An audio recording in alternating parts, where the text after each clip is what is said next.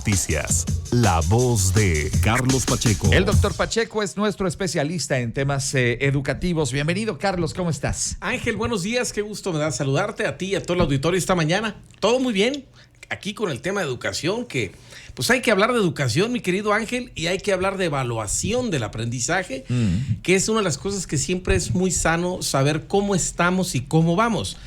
Y ahí, mi querido Ángel, me quiero referir a algo bien interesante porque por fin tenemos resultados. Y tú te preguntarás, ¿cómo por fin? No te preguntarás eso, mi querido Ángel. A ver. Bueno, por fin porque haciendo un poco de historia, cuando recién ingresa esta administración actual, la federal, en 2018 deciden desaparecer un organismo que evaluaba los aprendizajes, que era el Instituto Nacional de Evaluación Educativa. Dijeron, no más. Y lo vamos a sustituir por otro que haga las cosas en vez de este, porque ya ves que hay que austeridad y todo eso. Se desaparece, pero durante prácticamente 5 años no hubo información al respecto de cómo íbamos en matemáticas, en lectura y en los temas esenciales de la educación básica. Obviamente PISA, que es este organismo internacional, pues ha tenido dificultades para ingresar a México, a evaluar cómo va México en esta parte. Entonces, después de 5 años, por fin lo publicaron hace unas semanas y aquí traigo los resultados de cómo andamos en lectura. Dios mío, me das miedo. Ángel, cada año el INEE, haciendo todavía un poco de alusión a ellos, nos publicaban cada año todos los resultados de cómo era. Obviamente aquí lo reportábamos y decíamos que tenemos profundas áreas de oportunidad, pero nos daba un termómetro muy cercano a ver qué debiésemos nosotros hacer para mejorar.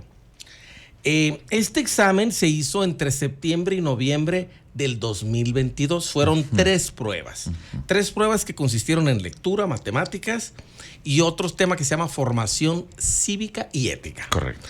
¿A cuántos se aplicaron? Se aplicaron a poco más de 1.400.000 estudiantes de toda la educación básica, que incluye primero de primaria hasta sexto de primaria y primero de secundaria hasta tercero de secundaria. ¿Qué se evaluó, por ejemplo, en matemáticas, que es lo que me voy a referir por ahora, y ya estaremos hablando de lo demás?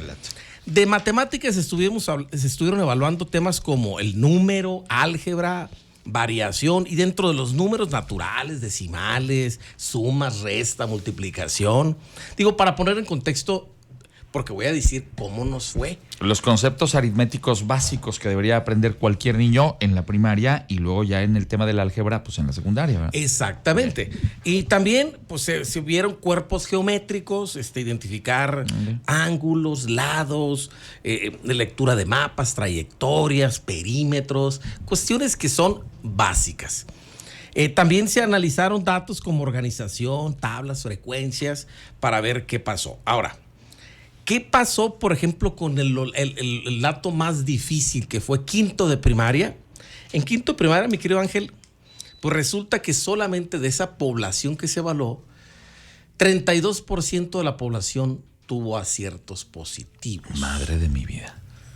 Es decir, estamos hablando que pues una inmensa mayoría en este tipo de cuestionamientos no tuvieron un resultado positivo. Para entendernos, 7 de cada 10 niños y adolescentes que evaluaron salieron reprobados. Changos. En esos temas básicos de identificar el número, la resta, la multiplicación. Quinto de primaria es lo que sale más, digamos, es la parte más difícil. Y si hablábamos de secundaria, tercero de secundaria, que es la culminación de la educación básica, listos para entrar a la media superior, el resultado es similar. 36% solamente obtuvo aciertos positivos. 1 de cada 3 niños salió, o bueno, en este caso cada 3 chavos de tercero de secundaria aprobó el examen que les pusieron y 2 de cada 3 salieron reprobados. Ay, Dios. Esas son de las cosas. Y te preguntarás, ¿y esto, bueno, quién lo hizo este examen? Para ver si hay, digamos, parcialidad o no está el gobierno. Claro. Lo hizo el mismo gobierno, Ángel, a través de un programa que se llama Mejoraedu. Okay. Cuando desaparece el INE, crean este digamos, filial de la misma Secretaría de Educación, que se llama Mejora Edu, y entre estos es pues mejorar las escuelas, ya hemos hablado de eso, pero también evaluar el aprendizaje. Y entonces hicieron esta prueba, ¿con quiénes? Con los mismos maestros de la misma clase que les dan. Dijeron, aquí están los exámenes, contéstelos. Pareciera como si, ya ves que el gobierno dicen que maquilla, o lo que no le gusta, pues no lo dice. Aquí no le quedó de otra, Ángel, porque fue tanta la población que se evaluó a través de la misma Secretaría de Educación, que no tuvieron otra más que reconocer que estamos afectados profundamente en temas de matemáticas para poder seguir avanzando en media superior y después llegar a superior. Ahora, ¿por qué estamos así? Bueno, esto es de años, esto no es de este sexenio, esto es de años. Sabemos que tenemos problemas con las matemáticas, no es solamente en México, es a nivel mundial. Sí. El asunto es que han pasado más de 20 años que nos estamos dando cuenta de esto y no tenemos un avance sustantivo. Aquí lo hemos dicho, Ángel, México en matemáticas, y lo han dicho organismos internacionales, que tendrían que pasar más o menos unos 80 años para poder alcanzar el nivel actual de países desarrollados sin que ellos se movieran.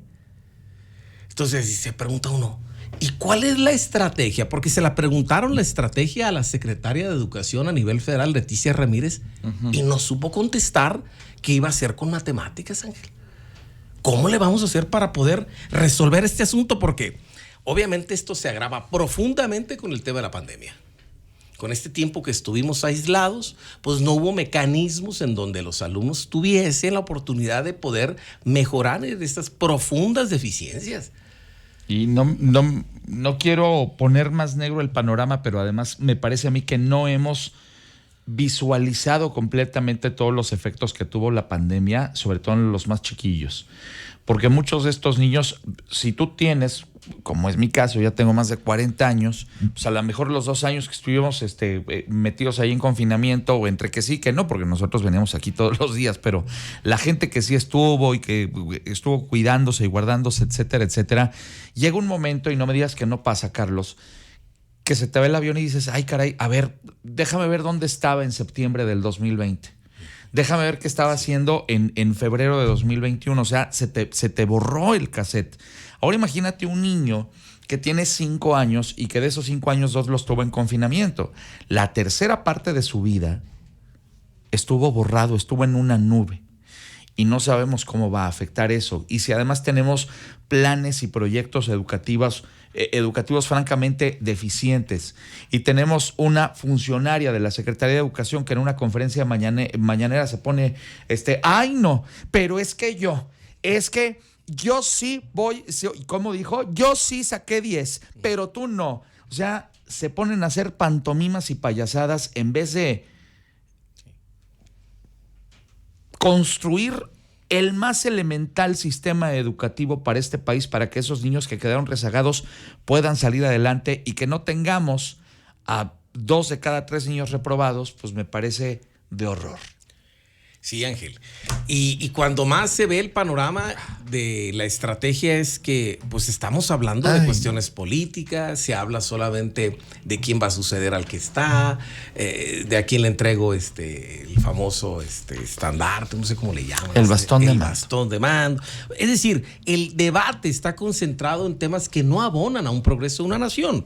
Y cuando, en conclusión, tenemos que, por ejemplo, de acuerdo a estos análisis, insisto, esto está en mejoraedu.edu.mx. Ahí usted puede consultar estos datos que le estoy diciendo. Se llaman Diagnóstico de la Evaluación de los Aprendizajes 2022-2023, que lo publica la Secretaría de Educación, y ahí concluye que los alumnos de primaria, en su mayoría, son incapaces de sumar y restar unidades de tiempo, aún teniendo las manecillas del reloj, por ejemplo. Calcular la mitad de algo o la tercera parte de algo no lo pueden no lo pueden hacer. Sumar o restar números naturales con transformación que implique varias operaciones también no se puede. Y en secundaria el tema que sale más grave es raíz cuadrada. Raíz cuadrada, no hay posibilidad de identificar cómo, por qué y a dónde. Sumas con números decimales y multiplicación con división de números naturales. Esa es la gran conclusión que hace la Secretaría de Educación, y el asunto es la pregunta, bueno, ¿Y qué vamos a hacer? Porque este reto, si antes era grave, hoy con la pandemia y con todo esto, pues es mucho más grave. Pues sí. Y de alguna manera, a ver, bueno, la Secretaría va a implementar un programa de escuelas de tiempo completo agresivas, que en lugar de salir a las 3, vamos a salir a las 6 de la tarde, donde los apoyemos con tutorías, asesorías, profesores más capacitados, bien motivados, bien pagados, que puedan estar en las aulas a tiempos extra para que podamos resolver esto cuanto antes. No lo veo, Ángel. Nomás me quedo pensando, ahí en Japón hubo un señor al que se le ocurrió un método muy ingenioso llamado Kumon, que sirve obviamente para aprender las matemáticas de una manera pues más divertida y sin el estigma que le tenemos sobre todo los mexicanos a los números. ¿Estamos de acuerdo? Correcto. Bueno, hace, no sé, 60 años que lo inventaron. Es increíble que todavía en México no podamos tan sencillo. ¿Sabes qué? Voy y hablo con el dueño común y le digo, oye, pues réntamelo. Claro. Pues no sé, algo. Pero pues no, estamos más entretenidos en otras cosas y como tú dices, son más importantes ahora los bastones de mando y las pensiones para los abuelitos. Porque es así, mira, van a llegar bien puntuales y se nos están olvidando los temas fundamentales como este. Y amigas y amigos, es un asunto que no deberíamos echar en saco roto porque si el día de hoy no le apostamos a las infancias para que puedan construir una base elemental de educación y conocimiento, estamos fritos como sociedad, Carlos. Desde luego, Ángel, y ahí está el gran profundo llamado. Para el próximo comentario del próximo martes, bien, vamos a hablar de cómo nos fue en lectura. Ay, Dios mío. Es decir, la posibilidad de leer un texto, comprenderlo y poder explicarlo.